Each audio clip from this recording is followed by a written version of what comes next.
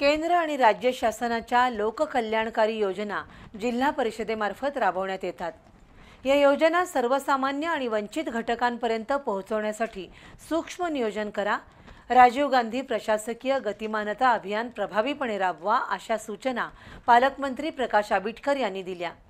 पालकमंत्र्यांनी सोमवारी कोल्हापूर जिल्हा परिषदेत बैठक घेऊन विविध विकास कामांचा आढावा घेतला।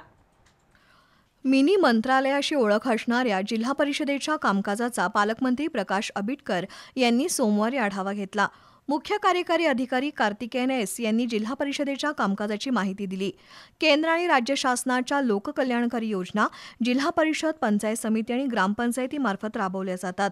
शासकीय योजनांपासून एकही पात्र लाभार्थी वंचित राहू नये यासाठी अधिकाऱ्यांनी सूक्ष्म नियोजन करावं, बेघरांना 50,000 घरकुलं देण्याचा उपक्रम यशस्वी करावा, राजीव गांधी प्रशासकीय गतिमानता अभियान प्रभावीपणे राबवावं, दिव्यांगांचे प्रश्न जलद गतीनं सोडवावेत, जिल्हा परिषदेच्या शाळा आणि इतर विभागासाठी खरेदी करण्यात येणाऱ्या वस्तू आणि उपकरणांचा दर्जा तपासावा, देखभाल दुरुस्तीची कामं वेळेत पूर्ण करावीत, शाळा गळतीची समस्या उद्भवणार नाही याची दक्षता घ्यावी, पाणी पुरवठा आणि स्वच्छता विभागानं पावसाळ्याच्या पार्श्वभूमीवर अधिक दक्षता घ्यावी, साथरोग नियंत्रणासाठी नियोजन करावं, पावसाळ्यात नागरिकांना शुद्ध पाणी पुरवावं, अशा सूचना पालकमंत्र्यांनी दिल्या।